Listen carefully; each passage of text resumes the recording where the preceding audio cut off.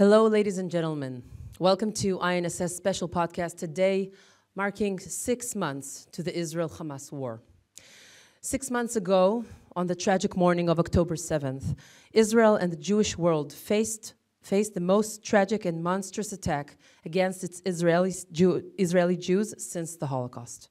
An attack which atrocious dimensions had not been seen nor imagined in its 75 years of existence.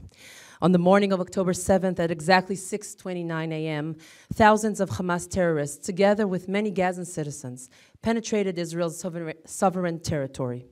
For hours on end, they violently broke into houses, slaughtered, burned, raped, decapitated women, men, children, small babies still sleeping in their crib, and elderly. Children were violently taken from their beds and murdered in front of their parents, or taken hostage into the dark tunnels of Gaza. 256 Israelis were taken hostage from their own homes on Israeli land on that day. Some have returned. 133 hostages are still there. Some are already declared dead, but the majority of them are still left between life and death, not knowing if and when they will return back home. The numbers are horrific. 1,200 Israelis were brutally murdered on October 7th. In 6 months of war, more than 12,000 rockets were launched both by Hamas and Hezbollah from the north towards Israel, both civilian and military targets. 120,000 Israeli refugees, 120,000, were deported from their homes in both areas, and 604 Israeli soldiers were killed. As Israel's war in Gaza continues, a growing criticism is loudly heard by Western leaders, including by Israel's greatest ally, the United States, regarding the lack in humanitarian aid for Gaza civilians and the insufficient nor concrete plans for the day after.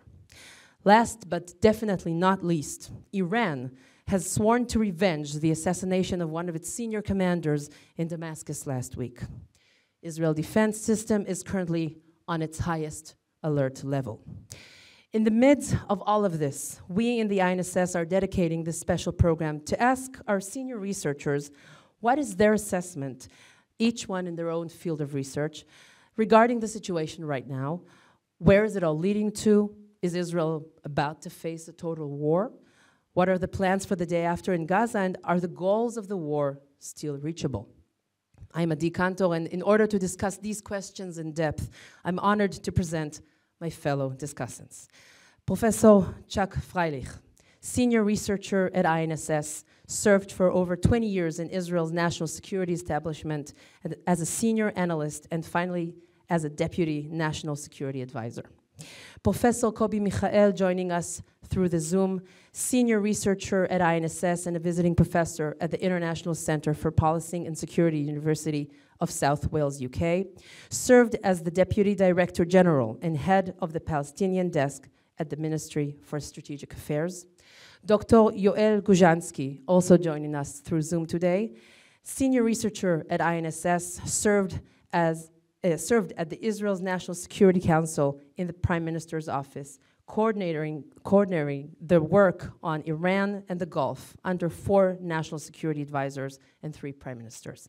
And Danny Citrinowicz, associate researcher in the Iran program at the Institute for National Security Studies, served for 25 years in a variety of leading positions in the Israeli Intelligence Office and in the Israeli Embassy in Washington. Welcome, all of you, and thank you very much for being here today. We begin our panel with maybe the most burning, troubling issue on the table as we speak, Iran and its collision course with Israel. In the last days, Israel's defense system has raised its alert level to its highest. This came as a reaction to Iran's clear call for revenge after its senior commander was assassinated in Damascus last week. Dennis, I will be happy to start with you. How close do you think is Israel, to a war or military conflict with Iran? Well, thank you, Adi. I think that we are close as we ever been, but it's not saying that we'll be in a war. And I'll try to explain maybe this contradict phrase.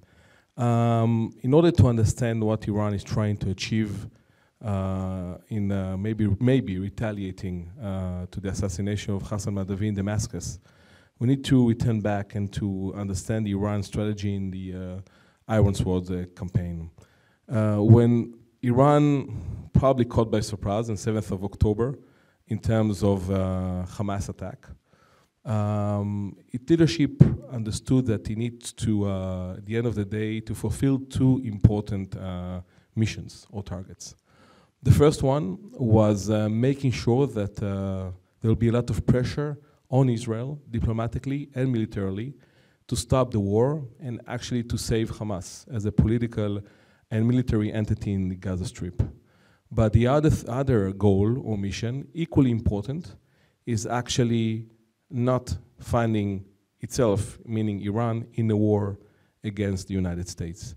Now, in order to fulfill that, what Iran is trying to do, or try to do since the 7th of October, is actually instructing its proxies in order to attack Israel, attacking the US forces within the region, thinking that it actually created a lot of pressure on Israel to stop the war. Now, the assassination of Madawi changed a little bit this calculus, as it seems right now, because it seems that Iran, based on its leadership statement, may be thinking altering that and taking a risk in confronting directly Israel, because it perceives Israel as the one that attacked Madawi, and it's not only concerning Madawi's status and the fact that he was a prominent leader within the RGC, but also the fact that Iran perceived this attack as attack on its soil because of the fact that he was, as Iran claims, attacked in the Iranian consulate in Damascus. That is why that maybe we're in a way witnessing a change in the Iranian strategy toward Israel.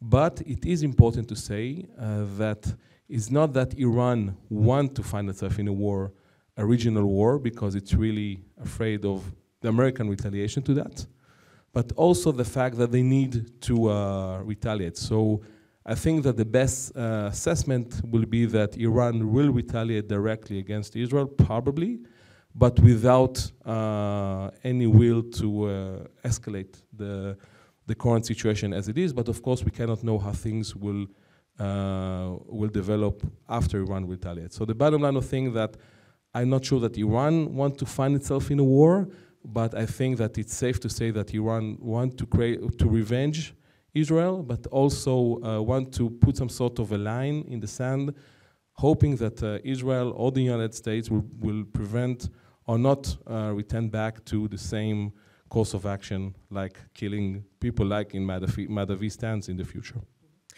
Let's talk a bit about what has Iran profited until now from the war, and what has it lost? Profit and losses, what do you think regarding that? I think it's, I have to say it's mixed. As I mentioned, Iran, at the end of the day, tried to put a lot of pressure on Israel to stop the war by using its proxies.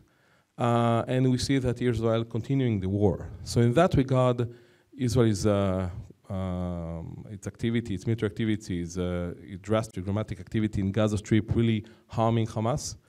That is considered to be the the Palestinian wing of the Iranian threat network.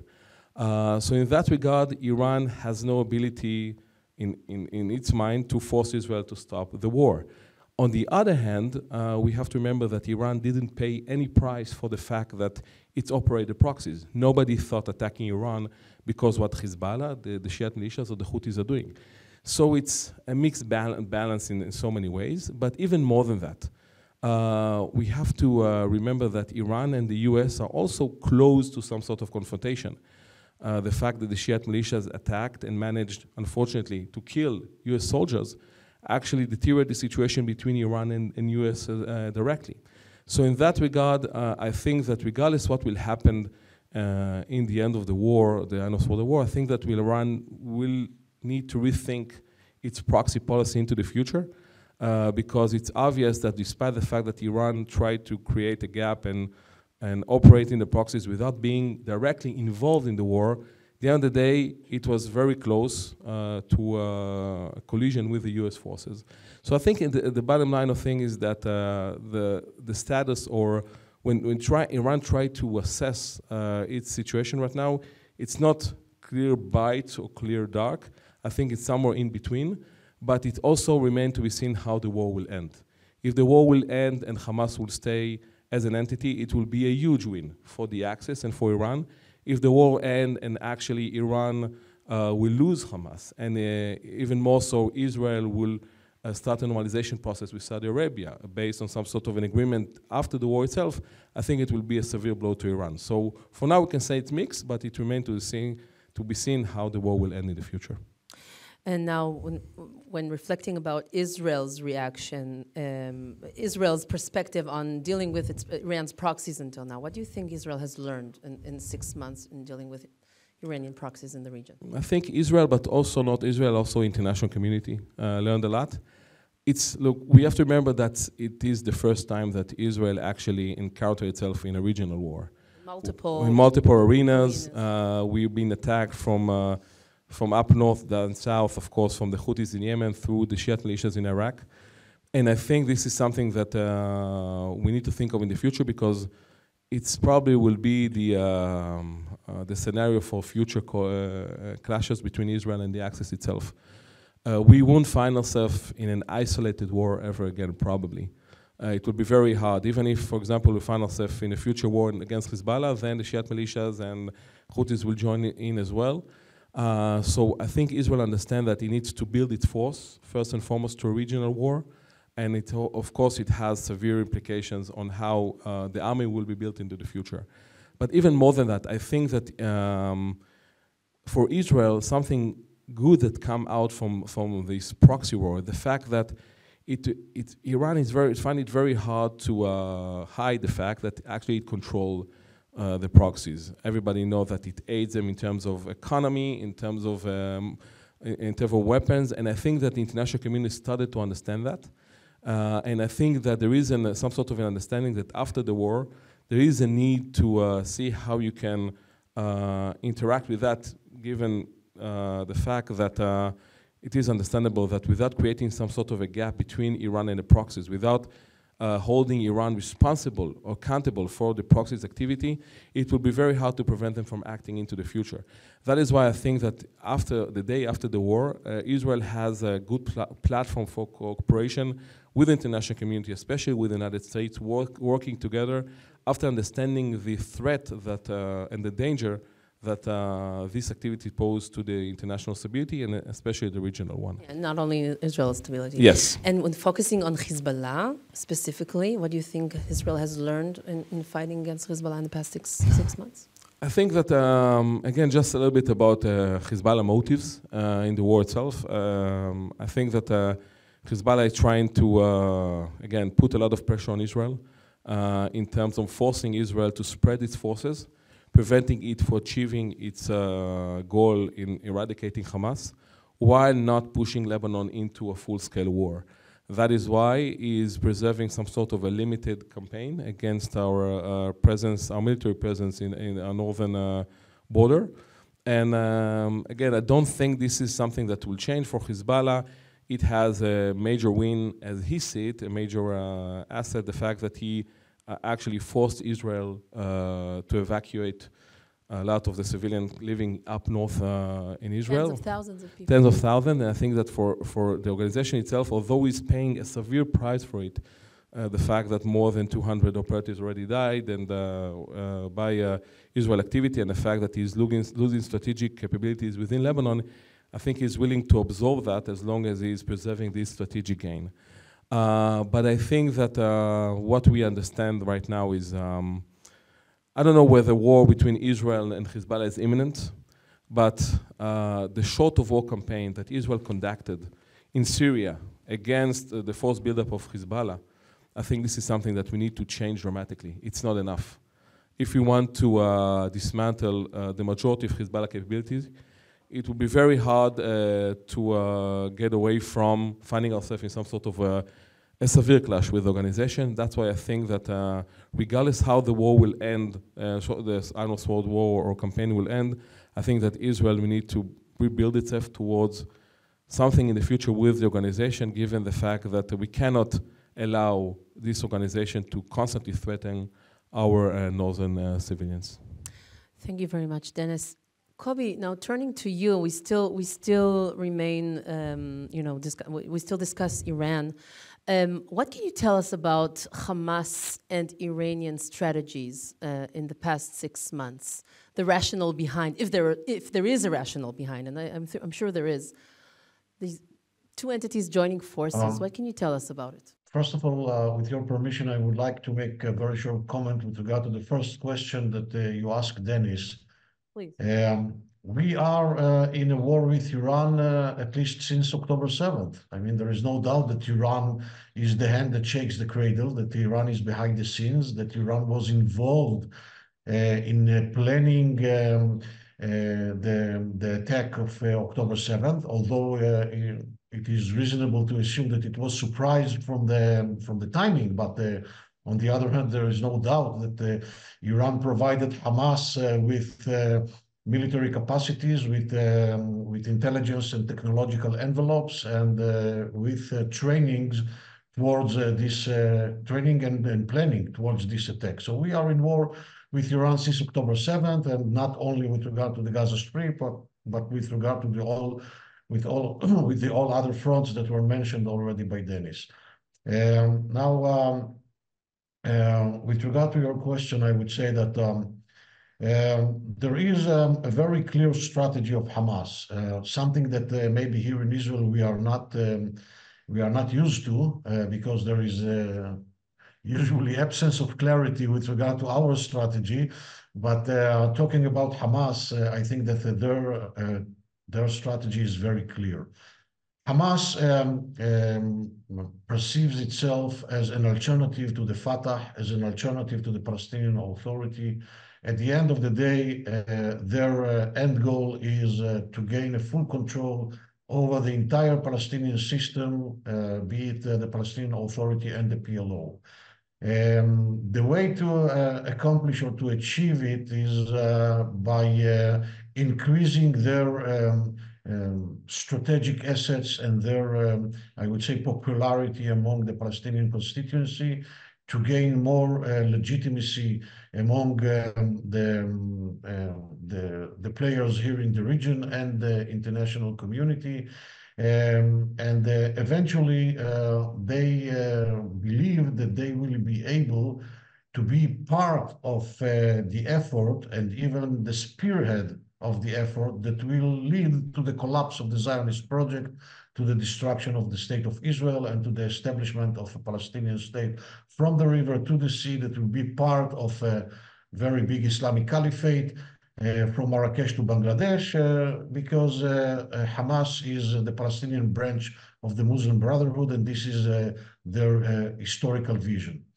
Now, without going into to details with regard to the motivation of Hamas to launch the attack of October 7th, I would say that they believed, and they have very good causes to believe, that by launching this attack, they will ignite all the fronts that they have prepared in advance.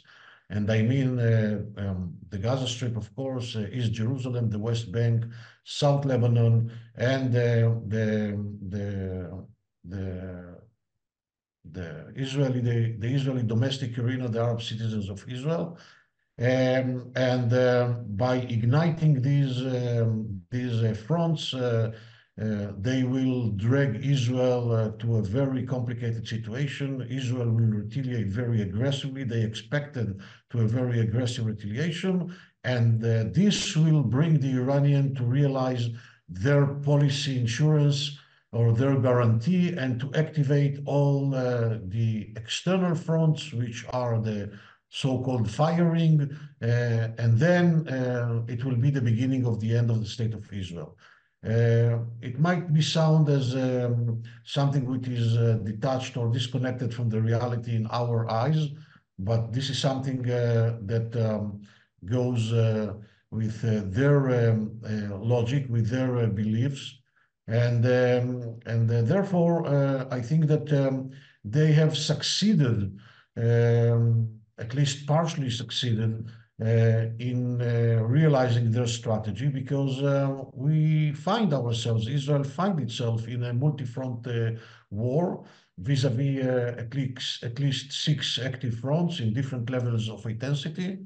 And they succeeded in creating, I would say, the tension between Israel and the United States. They succeeded in bringing the international community to push Israel to the corner, and they mainly succeeded in exposing their narrative about the reality in the Gaza Strip, be it with regard to the figures which are provided about the fatalities and the casualties of the citizens, and be it about the images of the destruction and the war crimes and so on and so forth. And at the end of the day, it looks that at least now they believe, I mean the leadership of Hamas in Gaza, they believe that their work can be accomplished by the other players, by the international community, and therefore they have no incentive to do any further concessions or to be more flexible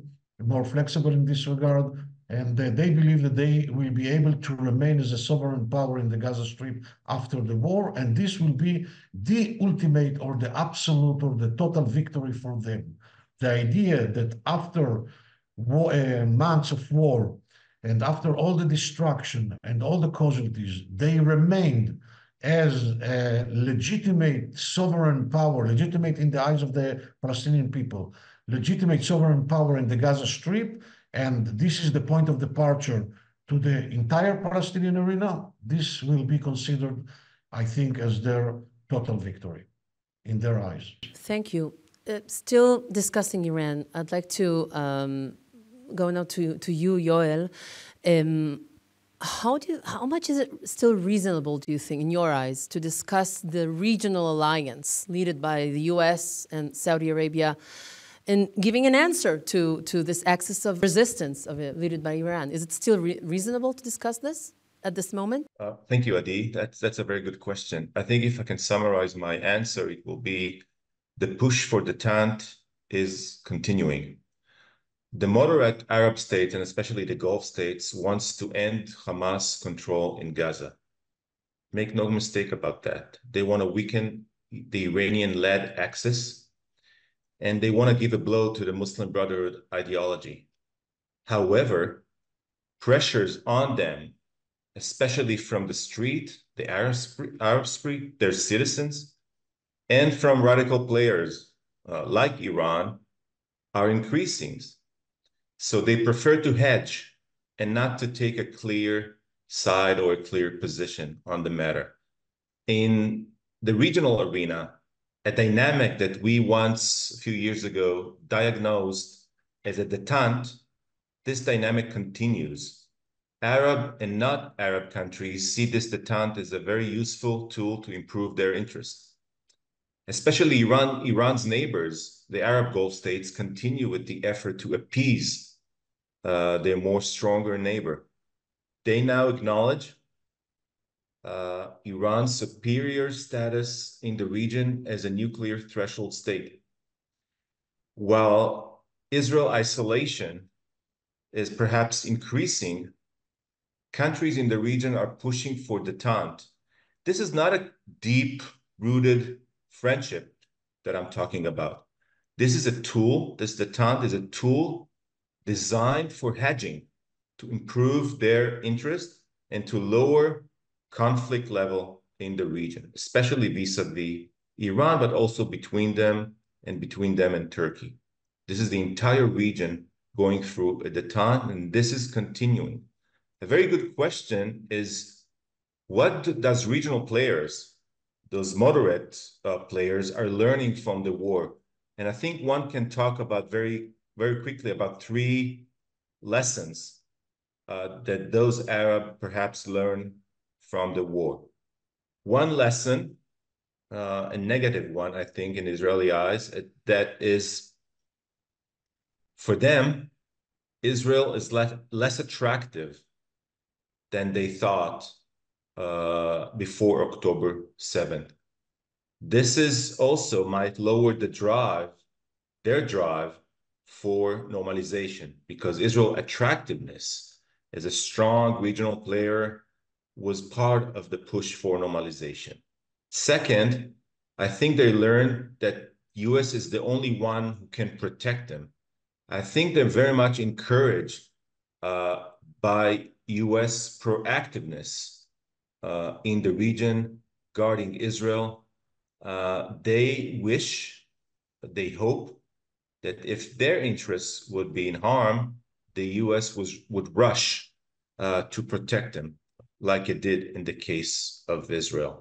The third lesson, and here I'll finish, the third lesson that perhaps those Arab countries are learning is that Iran is powerful, too powerful perhaps for them.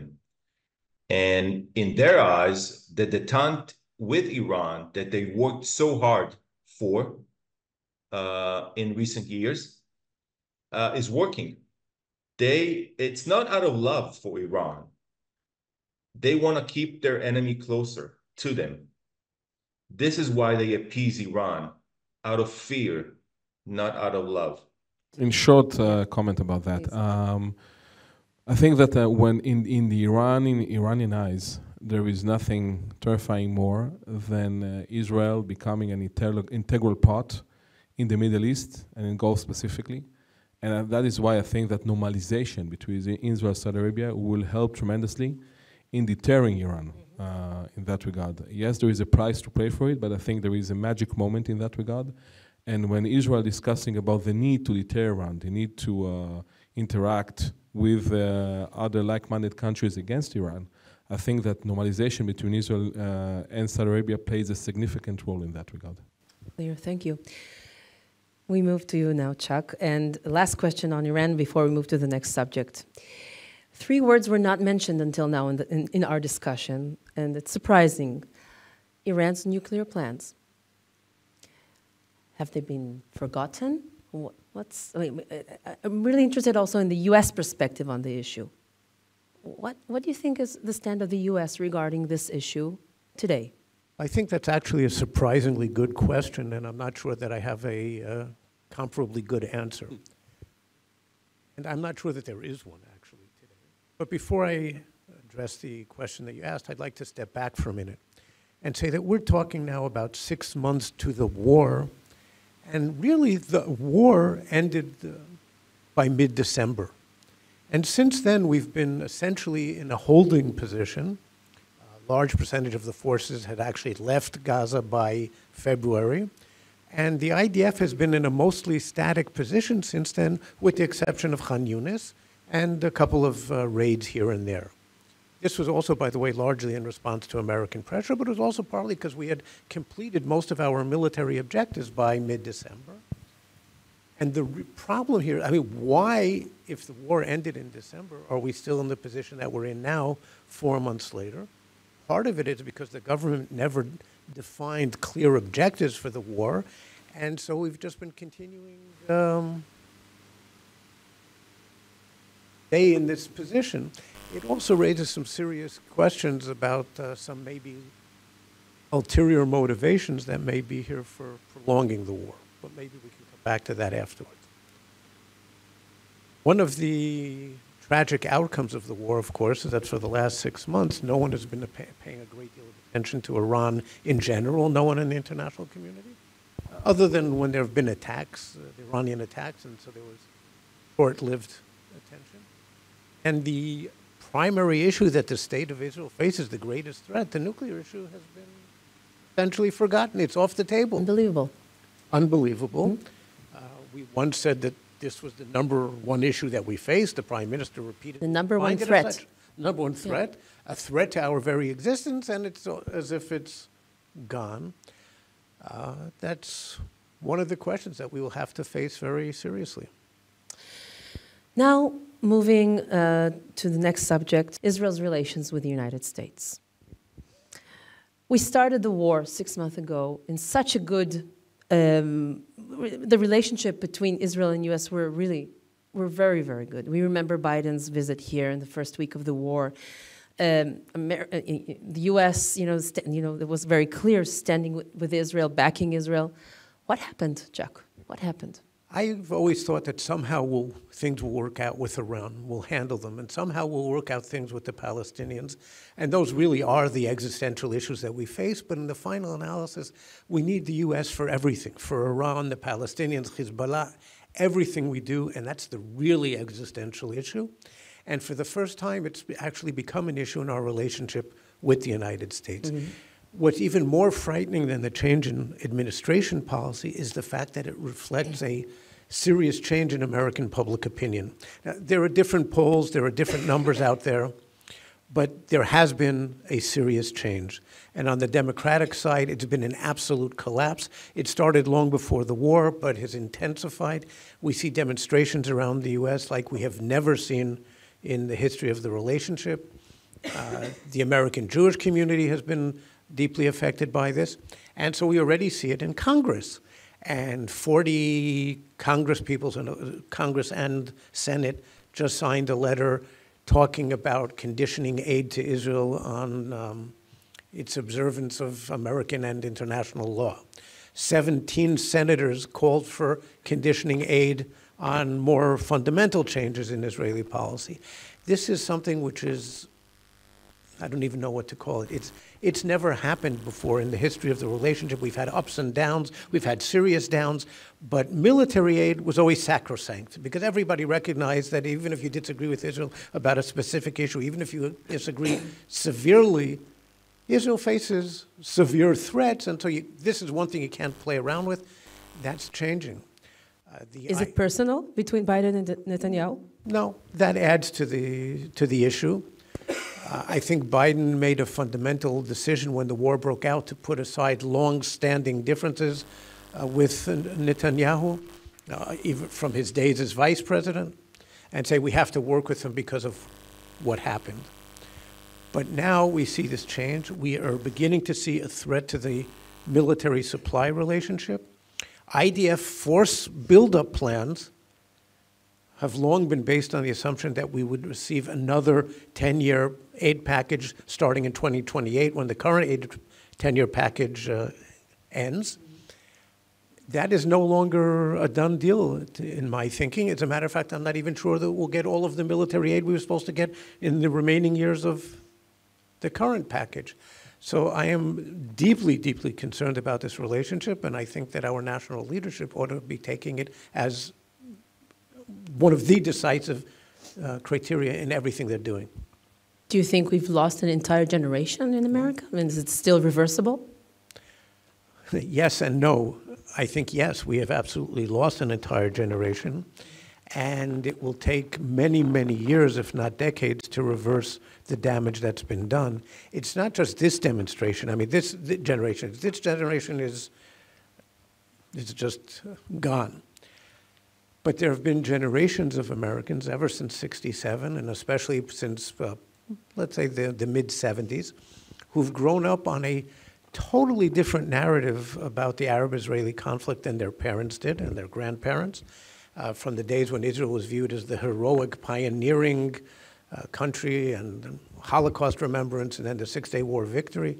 What people have seen for decades now is Israel as a brutal and vicious, in some cases, apartheid, racist state. And that's been for decades now. And those people many of them are already in positions of influence.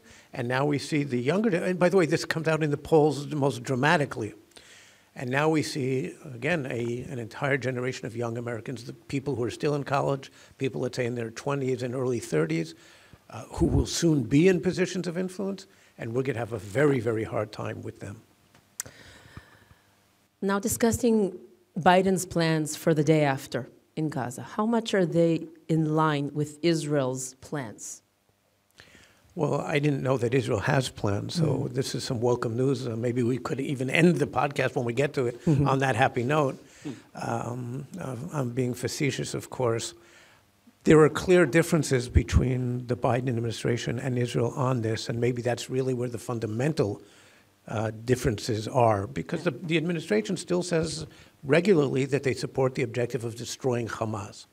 Where they really differ with Israel, and this has been the case since literally the day after the war broke out, is what's your end game? Where do you want to go when this is over? We're with you, again, in destroying Hamas, but we want to see some sort of horizon for what happens afterwards, first of all in Gaza and generally on the Palestinian issue. And here's a great opportunity, getting back to some of the questions you were asking before. We can relaunch the peace process, normalization with Saudi Arabia, which would be a transformation of the Middle East.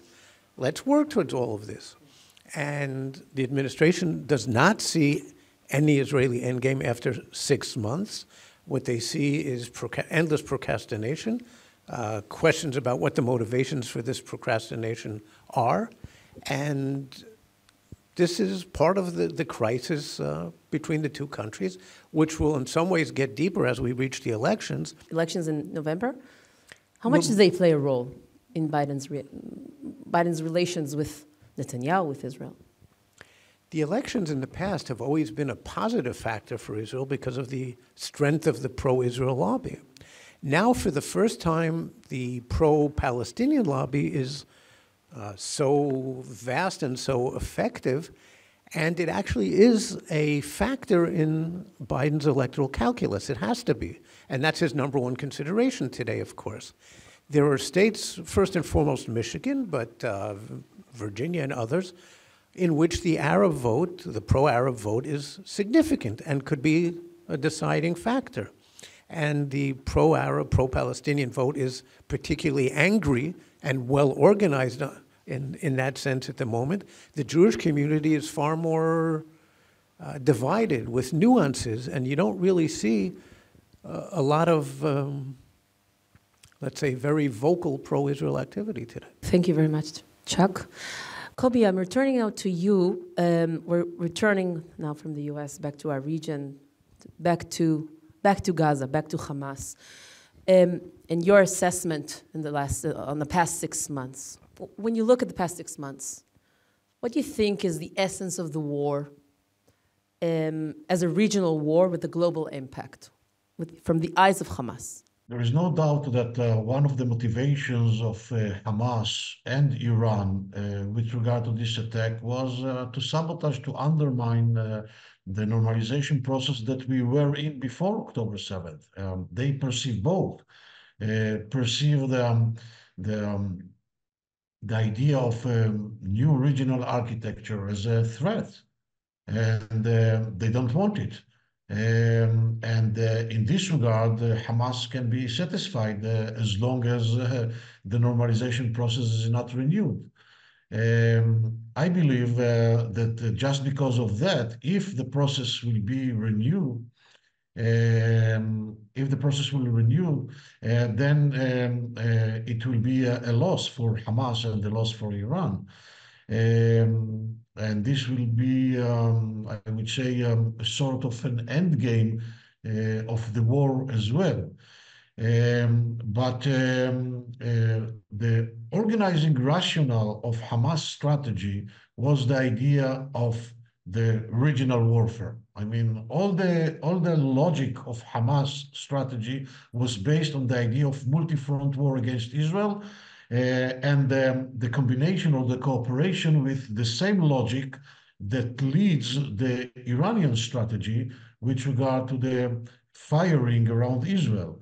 And we see that, or we saw that in the last years, the cooperation between Iran and Hamas became to be much, much closer and deeper.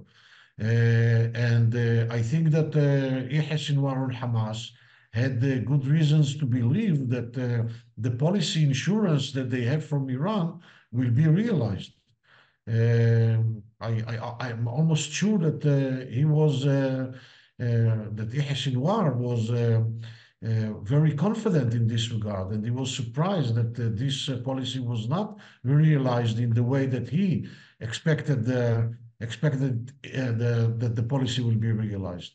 But there is no doubt that the idea that Hamas perceives itself as a component in the resistance axis, in the camp which is led by Iran, is, I would say, a reflection of their perception with regard to the regional idea or to the regional organizing rationale.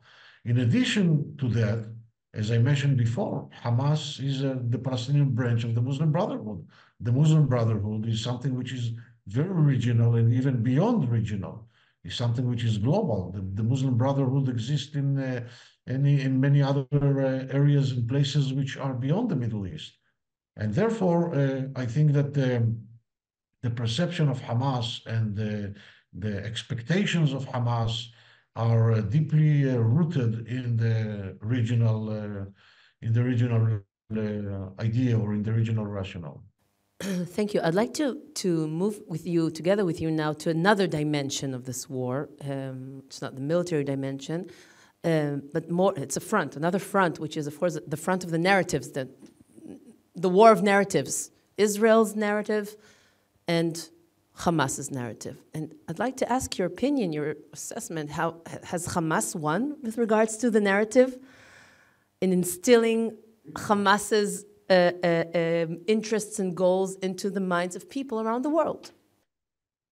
Big time, big time. I mean, Can you elaborate a bit about it? This is a total victory of Hamas and a total defeat or failure of Israel.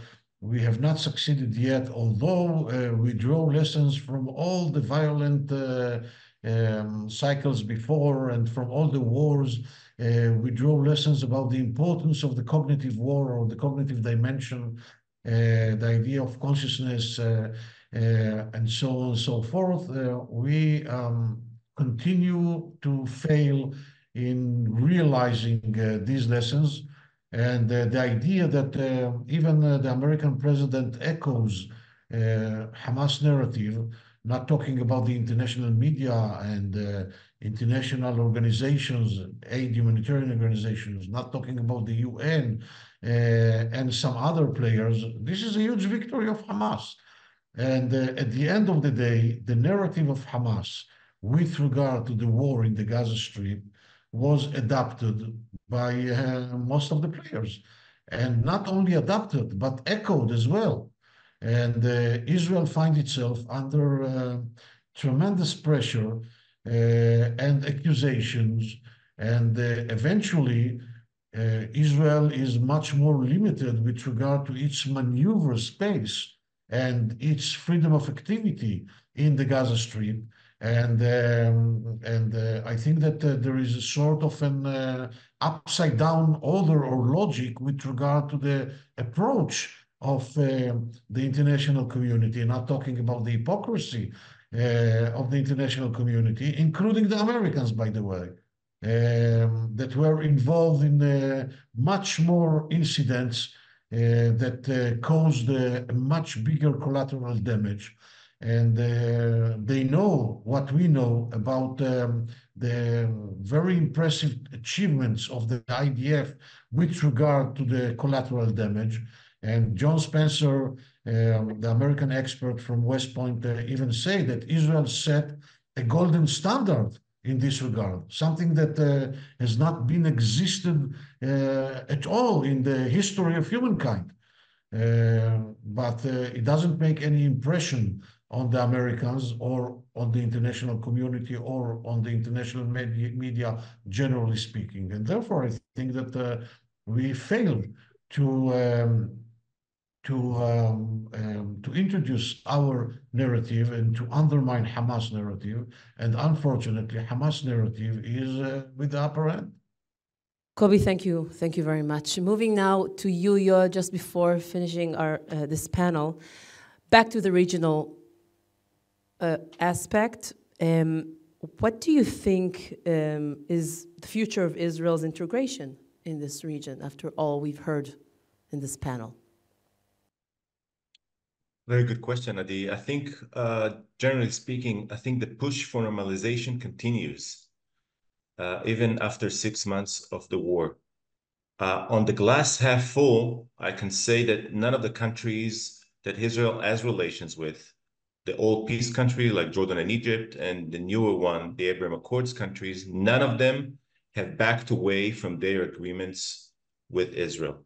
But all of them are cooling their relations with Israel because of the war, especially because of the images coming out of Gaza and public opinion. All of them are cooling their relations, keeping distance from Israel.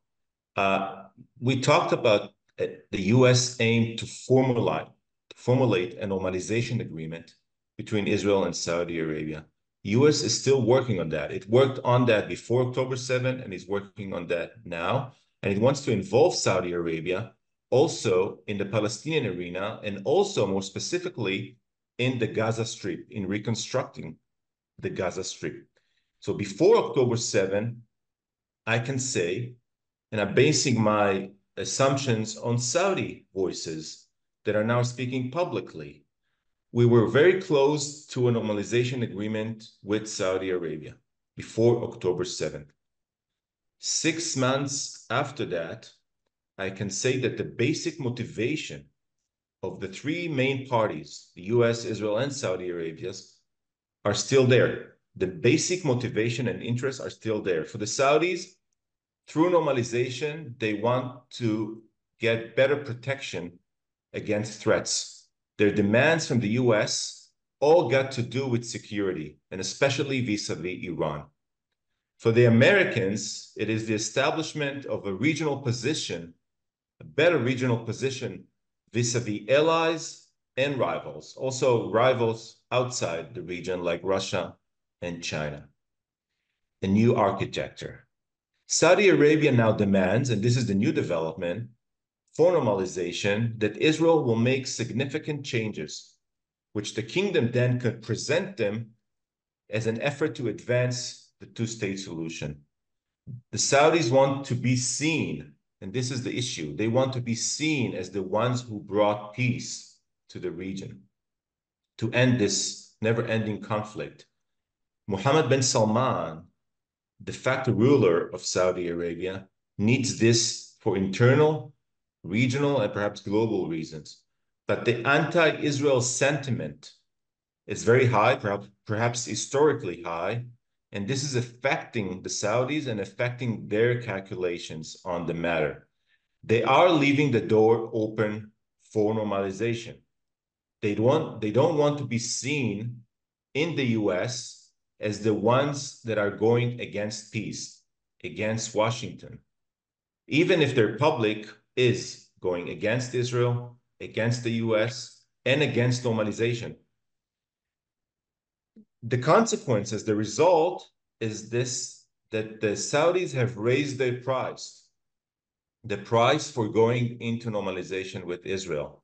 They're not talking in vague terms like before. Before October 7, they were very vague about what they want, leaving themselves and others room for maneuver. It's different now. They made public, irreversible precondition towards a Palestinian statehood. Yoel, thank you very much. We reach now the final question, for which I will be happy for a very short answer as we really reach the end of our panel. I'd like to ask each of you, where will Israel be in 6 months from now, on October 7th, 2024? Each one in his own field of research. Where should Israel be with regards to Iran, with regards to the US, with regards to Gaza and the Palestinian Authority, and with regards to the Gulf? Dennis, we'll start with you.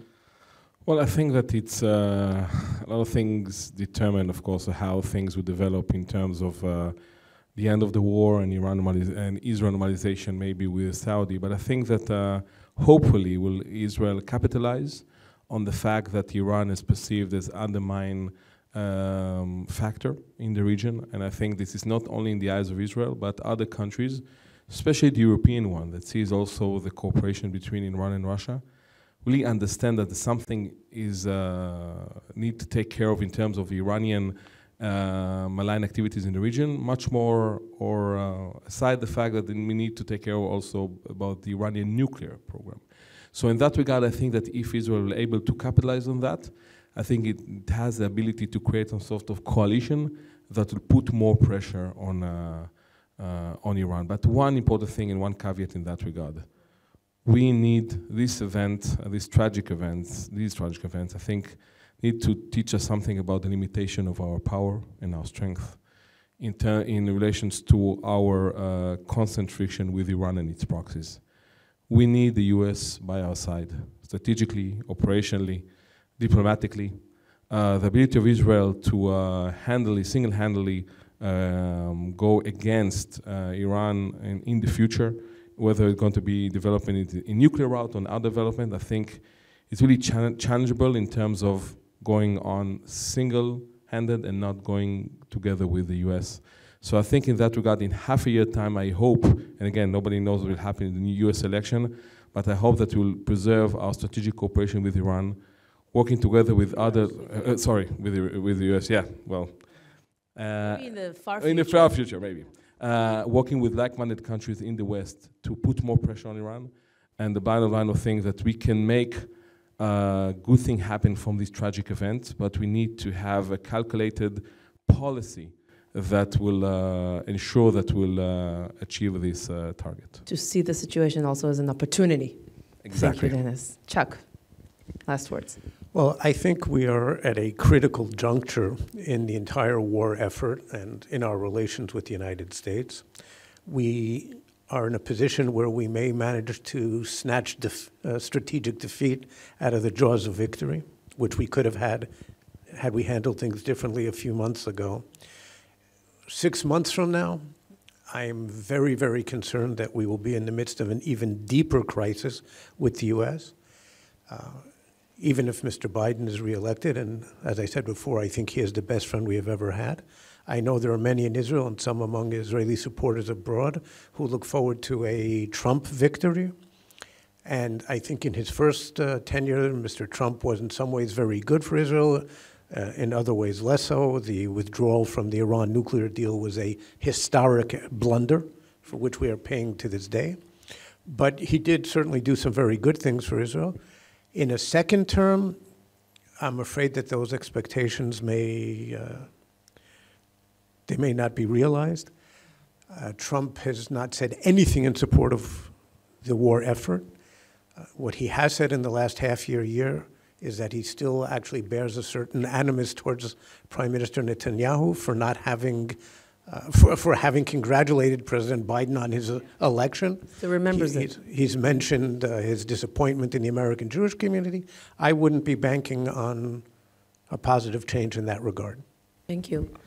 Kobi. Actually, it's very, dangerous to try to anticipate for the coming 6 months. But I would say that there are two vectors that will affect dramatically the end game or the outcomes 6 months from today. The first one is domestic and the other one is external. The external one is related in a way to the things that have been said by Chuck. This is the idea of the normalization process, because if there will be a significant progress in this regard, I think that this might be the major component of the exit strategy of this war, and we are able to find ourselves ending the war, where Israel will change all the rules of engagement with regard to the Gaza Strip, in the sense that Israel will keep its authority for security there and the freedom of activity, something that will be very similar to the modus operandi that we know in the West Bank. The other vector is a domestic vector.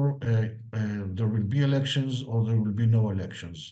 If we are going to have elections in the coming 6 months, I think that whatever will be the results of the elections, they will signal a very significant change in the Israeli society and of the Israeli society. And this will be a facilitator for ending the war. I have no doubt in that. But if there will be no elections in the coming 6 months, and if there will be no progress in the normalization process, I assume that Israel will find itself in 6 months from today in a very deep swamp with regard to the Gaza Strip and with regard to other fronts as well. But it looks that it will take more time to end the job, but the costs will be much higher than expected. I hope that the 2 vectors that I mentioned, or at least one of them, will be realized, and we will be able to suit sort of an exit strategy that will end the war with a very significant changes and achievements on the ground. Yoel. We are in the midst of the first Middle East war. So far, we failed to change the regional balance of power. We did not defeat Hamas so far. Hopefully we will, but I'm very pessimistic. I'm very pessimistic that following Kobi words, we are in the midst of in a second, perhaps even worse, internal crisis.